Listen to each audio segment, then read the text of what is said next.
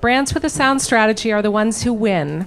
This session centers on creativity and marketing with digital audio, its ability to evoke emotion and ways that brands can use it to create big moments and connect with consumers. Here to share his insights with Carter Brokaw, President of Digital Revenue and Strategy at iHeartMedia, is Vice President, Global Media and Insights at Brown-Forman, Jason Loehr.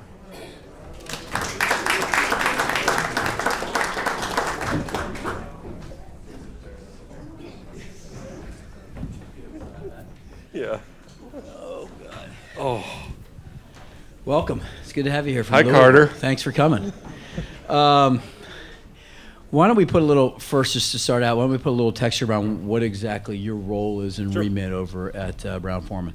So I work for Brown-Forman Corporation. We have about 30 or so brands in the spirits industry, most notably Jack Daniel's and Woodford Reserve and vodkas, tequilas. It's a pretty awesome product portfolio. There I handle media globally, digital, our footprint across all of our social channels, all of our websites, our e-commerce plays, which actually is more outside the U.S. than it is in the U.S. We've got direct-to-consumer operations in the UK, Germany, and Australia. And then I've got consumer research and insights in my remit. So it's a fun space to try to connect the dots on where we have media that's being placed, how that's influencing things like sales and just distribution and other key business measures, and then connecting that in on the consumer research side to say, what's the brand equity of Jack Daniel's look like in Argentina or in the U.S., and how is that trending over time? And as we add new products, how does that influence that? So I kind of see myself as like a chief dot connector, because I spend most of my days like trying to, you need to talk to this person, and you should talk to this person, and it goes both on the media side as well as just on the business side, with just so many touch points. But Brown-Forman is a great company. We have like I said, a great product portfolio and a lot of home places, which is an interesting connection. So like Jack Daniel's has Lynchburg, Tennessee, where you can go and visit and see where we make the product, or Versailles, Kentucky, not to be confused with Versailles, Kentucky, where we make Woodford. So it's a great mix. So could you, just for everybody's edification, you sort of unpack the story of Brown-Forman? Yeah. It's a really great story. So the company was actually founded by a guy, George Garvin Brown, who was the first person to put bourbon into a bottle and sell it back almost 150 years ago. And hey, and it's actually honestly that is like at the spirit of innovation in the company. It's like he saw this, and people were literally, you'd take your jug into an apothecary and get your whiskey and be on your day. And he said, gosh, if I put this in a bottle, I could actually make it more consistent from a flavor profile perspective. I could actually also make it safer, because back then, I mean, you've heard the stories of rot gut whiskey, or if you drink whiskey and you go blind. I mean, that was real. I mean, it was the heads and tails of that whiskey. I mean, it literally could kill you. So he said, let's make this safer. And it was great, because that actually launched the company. And then during Prohibition, we ended up having a medical license to sell bourbon. So Old Forester, which is our mother brand, is the only bourbon that was made before, during, and after Prohibition. And during Prohibition, you could actually get a prescription for whiskey. You were allowed 2 pints a month, and the things you could get a prescription for would probably not be safe today. Like if you were pregnant or you had a child that had teething problems, yeah, that's what you did. So it's a fun trajectory. And then we've made acquisitions of brands over time. We just bought 3 Scotch distilleries last year. We're building a distillery right now in Ireland at Slane Castle. It's going to make Irish whiskey here this summer, and Jack Daniel's is really the beating heart of the whole operation. It's we sell it in over 170 countries around the world, about 13 million cases a year, and every single drop comes from Lynchburg, Tennessee. It takes 6 months to get from Lynchburg to Shenzhen or Sydney, but all comes from one spot. So it seems like storytelling for you guys as a company has been really critical to your heritage. Sure. How does that express itself in audio? It's really in a variety of ways, because if you think about just the consumer experience, and I appreciated the NYU presentation earlier talking about the emotional connection of what audio is, because our products, there is a deep emotional connection that we see. I spent years working for Humana, and it was a great experience, but my job was to make people hate us a little less every day. I moved to Jack Daniel's and working with these brands, and people have tattoos of our brands on their body. It's just a totally different connection, and the role of audio in that is a big way, because for us it spans the spectrum. It's literally down to how we talk about our brands when we go through the distillery and the tours. It goes into the soundtracks that become the archetypes and the voice and tone of what the brands are.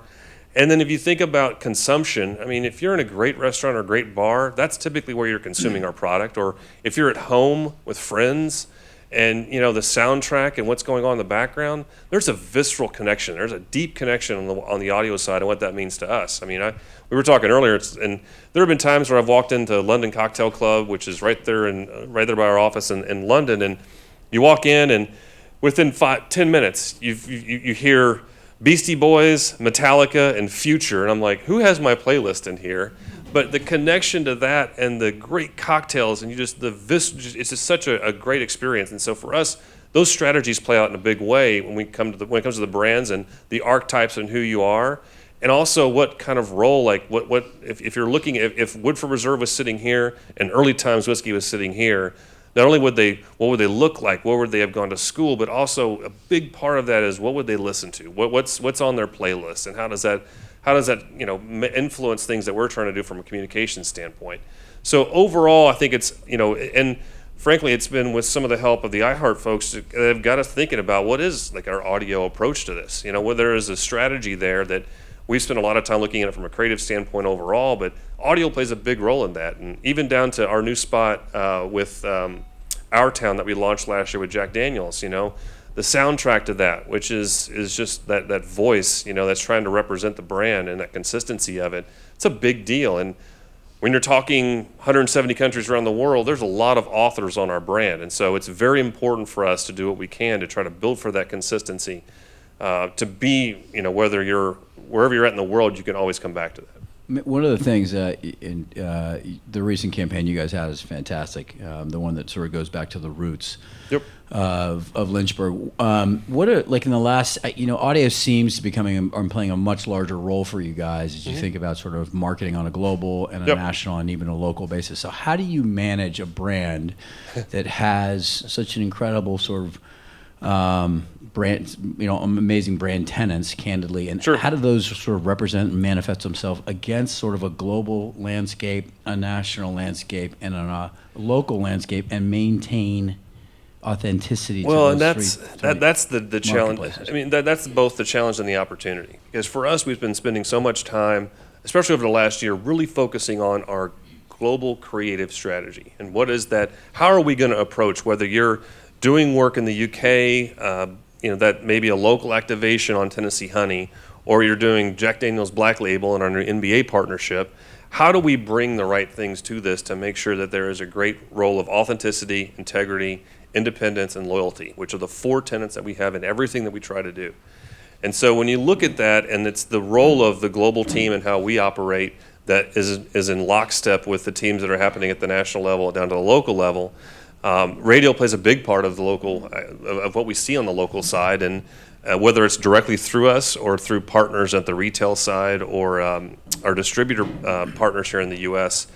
It's trying to be able to start at the top and lead that creative strategy and have that filter down and have the right checks and balances. And nobody likes to be publicly humiliated, and it's like, what the hell was that at? Or like, what is this? And so we're trying to be more proactive, and it is a balancing point, because as we do see creative or folks come up with great ideas, we are seeing ourselves start to evaluate that as a group. So we just had our Jack Global meeting not too long ago, and part of that exercise was saying, all right, last year we celebrated our 150th anniversary. It was a big global campaign. What did it look like around the world, and how do we do a better job of connecting that, whether it is something that's we did some audio programs we've done audio programs with iHeart for years. We've done stuff with Pandora, with Spotify, on down the line. But it's and how do these connect in? And as you see, that was like our really first major launch from a global campaign perspective. We learned a lot from that. And now it's trying to be more intentional about it and adding a little bit of rigor that we maybe didn't really focus on, because part of it is you get a lot of moving parts, and people have great ideas, and the office of making stuff up just never shuts down. So it's about trying to make sure that for us, first and foremost, that it is an audience that we're talking to that's of legal drinking age, because that's honestly one of the most important things, is that responsibility play. But it's also making sure that it connects back into the brand. And we've been very successful and been very lucky to have had the success that we've done for 150 years, and I'm just a steward of this now. And I look back to the marketers before me, all the back way to Ted Simmons, who did the Scenes from Lynchburg campaign, and others. And it's there's pride in there that you take, that you want to make sure that consistency maintains for another 150 years, which I don't think I'll be here for another 150 years. I hope not. I doubt it. Okay, so talk to me a little bit about, I mean, you guys have core to a lot of your storytelling is music and entertainment, Yep. right? And your alignment with that. Talk to us about like how you think about music alignment and sort of your entertainment value proposition. I mean, it's truly one of the global platforms. Music is a global platform for Jack, and we do Studio Number 7 in the UK. We do programs in Australia, and it's this amazing mix of artists. And it's actually been something that we've started to take more into our global efforts that we do across some of the social channels. But it's a connection point in that people can immediately connect with, and especially we've been very fortunate to have a lot of folks that like our products, and whether it's going back to the Rolling Stones or Yellow Wolf today, and just all the different variety of folks that are across genres. And one of the big things for us is whether you're a biker or a banker, you know, what we stand for and what we've done for 150 years, people can relate to. And whether you're a hedge fund guy, or you're just a guy going to school, you can connect in the right way. One of the things we did a few years ago was we sponsored Zach Brown's tour, the Jack and Zach tour. It was actually a really fun responsibility platform, but it was also just a great connection in with Zach, and he represents the brand in a great way, and is a phenomenal artist, which at the end of the day is something that we all just were in awe of. But what we learned from that was, this is great and it's being connected here, but we find that there are so many different genres that it's hard to just single out one and go all in on that. So we took that and made it into a series we did a couple years after, called Live at the Landmark, where it was our own thing, all branded Jack, and we went to different locations. Like we had a concert out at the Statue of Liberty. We had Capital Cities perform out there, and we went to different iconic spots like the Alamo and different areas, and brought in different artists. And so it became a platform of being able to connect in these different artists in the right way to Jack. And we learned so much from that. And then that led to this past year, as we had a series of pop-up shops for the 150th anniversary. It's been fun to be able to take different artists and use that as a part of it. But we learned so much from being able to take it all on. Yeah, it costs a little bit more, but I feel you get so much more out of it versus, it's this concert or this event, you slap your logo up there and that's kind of it, versus you make it truly endemic, you make it a part of who you are. And that investment is a little bit more, but we feel like it's going to pay off more in the long run. So the people in the room, like, what would you like to see more out of sort of the publishing community or the platform community as it relates to audio? It's the biggest thing for us is we're never going to outspend our competitors. I mean, our competitors will continue to they dwarf us in some cases in spend. So we have to be really smart. And so for us, it's really trying to do things that are different, and most importantly, that are on brand with Jack. And those opportunities are what we're looking for. Whether it's, there's two areas that we look at. There's an efficiency piece and an impact piece.